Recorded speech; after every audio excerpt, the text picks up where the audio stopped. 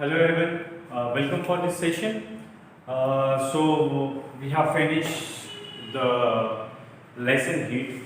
So this is the revision session. Okay.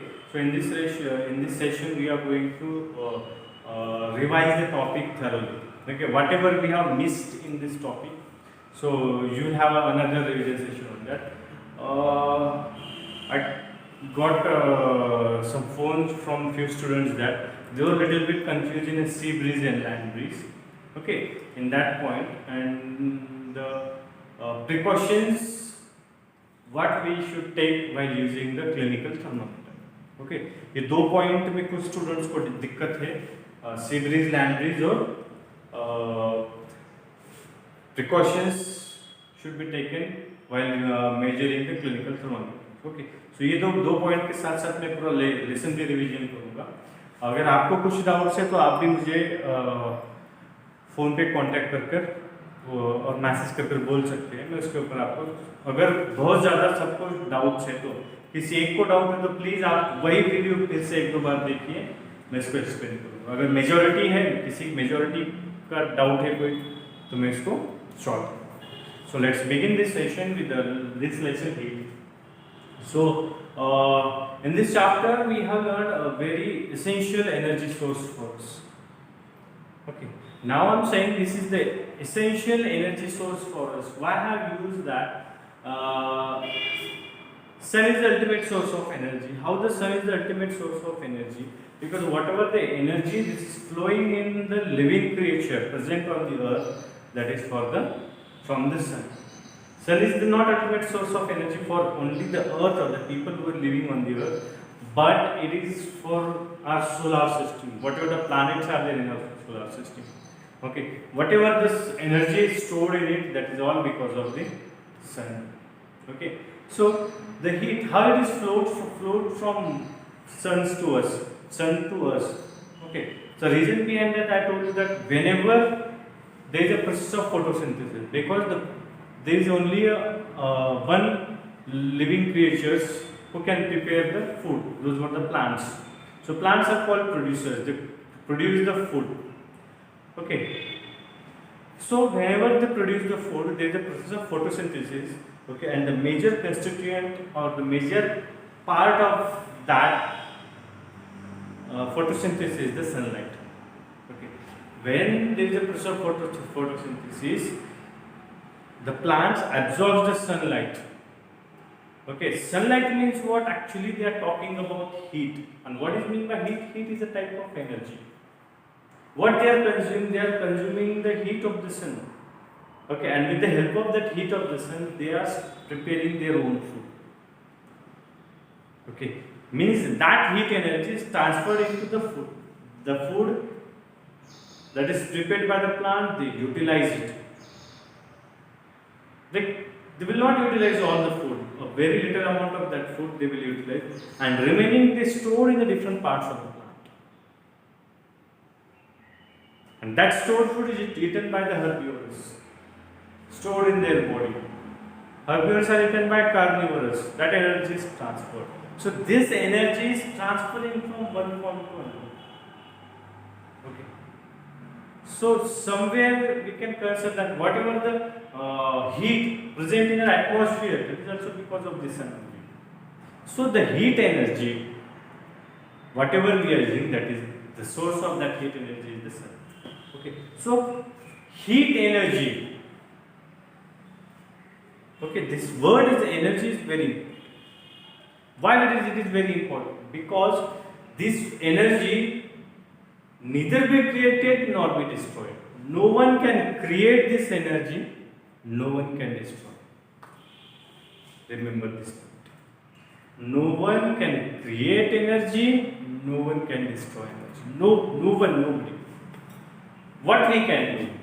Okay, how we have developed so many things, light, fan. We are using energy only, but we cannot create it, cannot be destroyed. So what we can do? We can change energy from one form to another form. What we can do is, we can only change the form of energy. We cannot do more. Okay? जो energy एक form से other form में, अगर light energy को हम लोग turn कर सकते हैं विंड एनर्जी को हम लोग इलेक्ट्रिसिटी में कन्वर्ट कर सकते हैं, इलेक्ट्रिसिटी को फिर से लाइट में कन्वर्ट कर सकते हैं. We can change energy from one form to another form. So that is the thing that we can do. So heat is a type of energy that we can turn from one form to another form. Okay. So heat means what? Whatever the objects are there in front of me. If I want to define whether they are hot or cold, how much heat is present inside. So what I need to do, I can touch it, okay, I can feel it is hot, it is cold. Okay, I can only differentiate between them that this is cold, this is hot. But if I want to measure the how hot it is, how hot means here I want to measure the heat. Okay, hot and cold easily we can differentiate because we have the sense. We can I can put my finger into this bowl and this is cold and this one is hot. But if I wanted to measure that 3-4 bowls are there and both have different amount of hot water. This is little bit hot, more hot. Okay, if I want to exact measure the heat, how hot it is, if I want to compare first bowl and fourth bowl, little bit hot. What is the difference between the first and what is the difference between the hotness of first bowl and fourth bowl? What I can do in this situation, I need a reliable measure to measure the heat. Okay, I want a reliable measure. Without reliable measure, I cannot do anything more. So in this situation, it is very important that I should have something that I can measure. So scientists have invented a reliable measure called temperature. What scientists have invented? A reliable measure for heat, how hot and how cold it is. So what is the reliable measure? We call it temperature. Temperature is the reliable measure, okay, for the heat. Okay, 5 degrees Celsius, 6 degrees Celsius, 7, 8, 9, 10, 11, 12. Yes, we can find out. This is 10 degrees Celsius, this is 20, 40, 50, 60. But which device is used? That is called thermometer. Which device is used to measure the temperature? That is thermometer. Okay. Now thermometer also have a wide ranges. Why thermometer have wide ranges? Because of its purpose. Okay. See, we have a spoon at our home. चम्मच घर पे होते हैं. अभी observe करो हमारे पास कितने different types के चम्मच होते हैं. अगर हम लोगों को कुछ पीना है, एक छोटा सा चम्मच होगा. जैसे छोटा बच्चा है उसके लिए हम एक छोटा सा वाला चम्मच है. खाना बनाने के लिए पतीले में यूज होता है, वो एक अलग चम्मच होता है. एक बहुत बड़ा पतीला है, शादी ब्याह में अगर आप लोग जाते हो तो आप कढ़ाई के पास जाते हो, बड़ी सी कढ़ाई होती है, उसके ऊपर एक बड़ा सा चम्मच होता है जिससे वो मिक्स करते हैं. अभी एक्चुअली अगर से हम लोग देखा जाए ये सारे चम्मच है, छोटे बेबी से चम्मच से लेके वो जो कढ़ाई में मिक्स करने वाला होता है वो, ये सारे आ जाते हैं चम्मच की कैटेगरी. लेकिन हम उसको अलग अलग नाम दिया है. सारे के नाम क्या क्या है? अलग अलग. Why we are named it differently? Because of its use. हमने उसके यूज की वजह से उसके अलग अलग नाम रखे.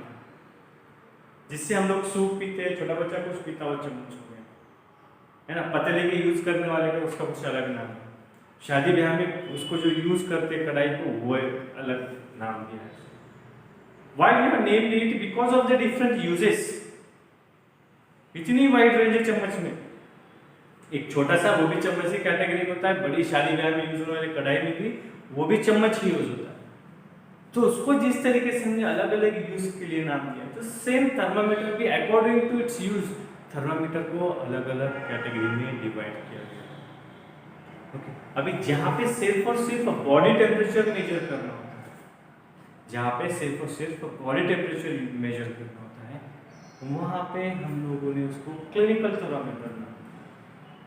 Okay, the thermometer which is used to measure the temperature of human beings, the thermometer which is used to measure the temperature of human being, we named it clinical thermometer. Okay, जहाँ पे सिर्फ और सिर्फ किसी human being का body temperature measure होता है। Okay, जहाँ पे सिर्फ ह्यूमन बीइंग का बॉडी टेम्परेचर मेजर होता है, वहाँ पे हमने क्या नाम दे दिया उसको, क्लिनिकल थर्मोमीटर। ओके, अब इसका यूज क्या है, only major the temperature of human being. So obviously उसके ऊपर की जो रीडिंग होती है वो कितनी होती है, 35 डिग्री सेल्सियस टू 46। अभी 35 की जगह पे 40 टू 50 क्यों नहीं होता, क्यों नहीं होता? बिकॉज ह्यूमन बीइंग का अप्रॉक्स, हेल्दी ह्यूमन बीइंग्स होता है उसका अप्रॉक्स बॉडी टेम्परेचर होता है 37 degree Celsius.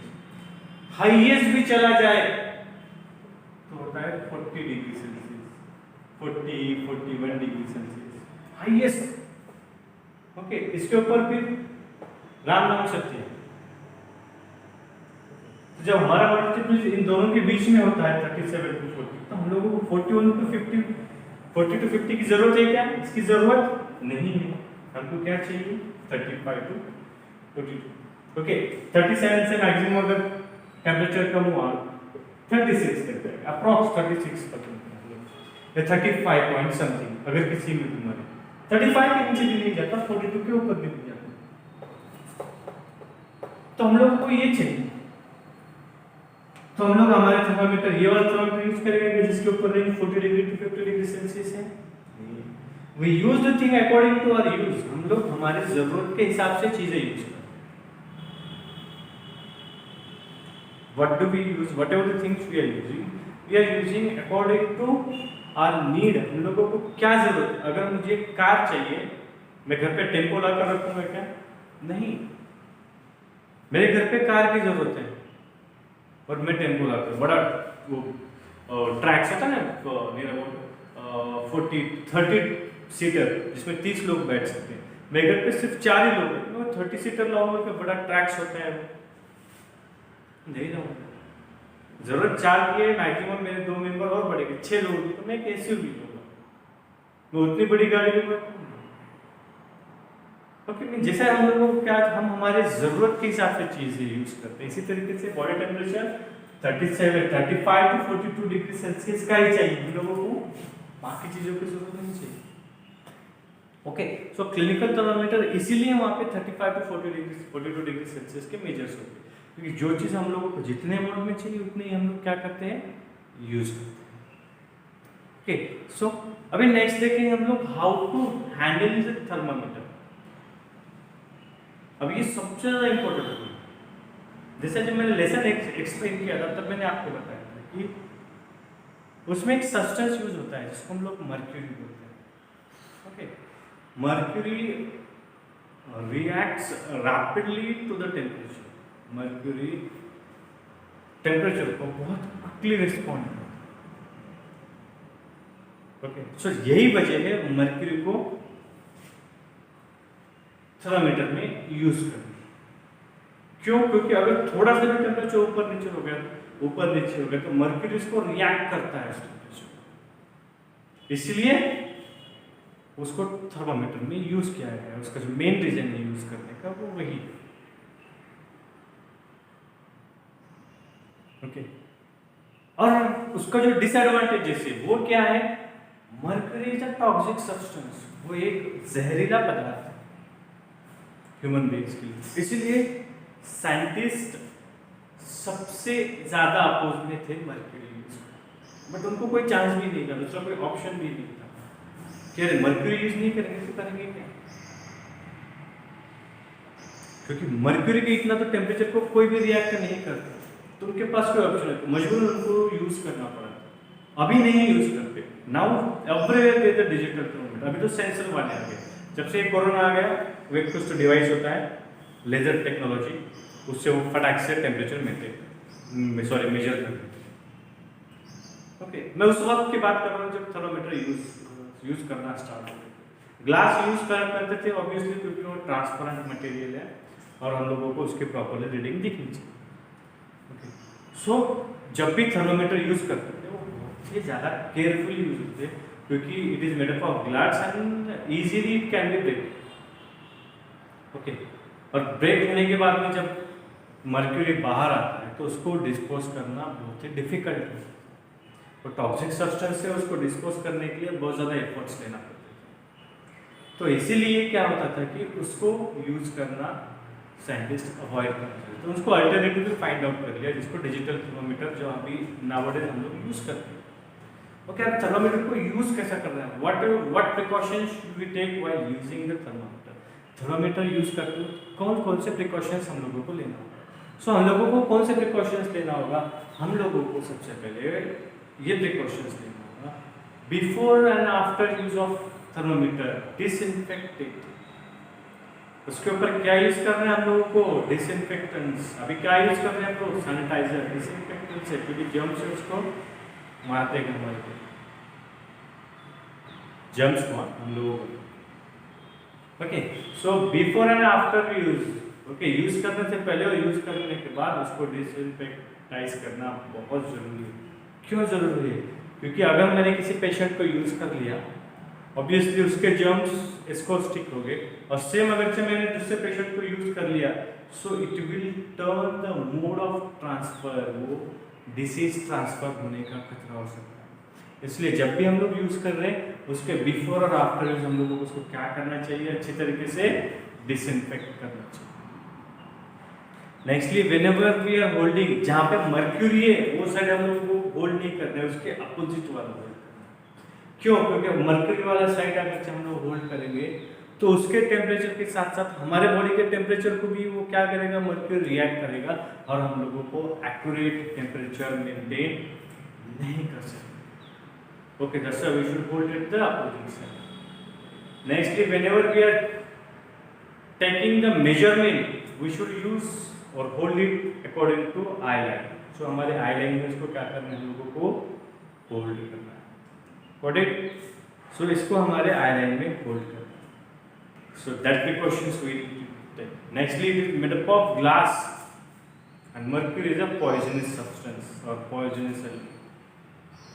It can break easily, and it is very difficult to we can say dispose mercury. So ये situation में हम लोगों को क्या करना चाहिए?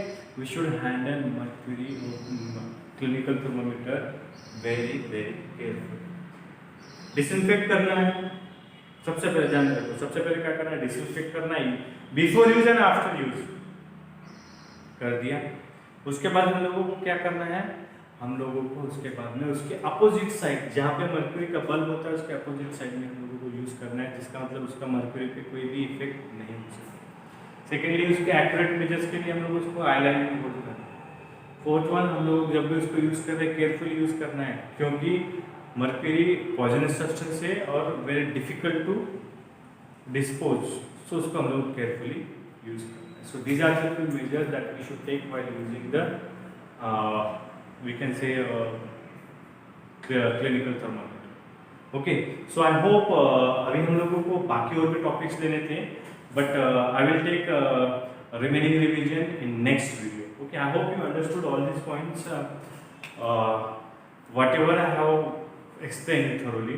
Okay, so whatever the transfer of heat, sea breeze and land breeze, laboratory thermometer, जितने भी points रिवाइज करने हैं वो अच्छे से मैं नेक्स्ट लेक्चर में रिवाइज करूँगा. Okay, that's it for today.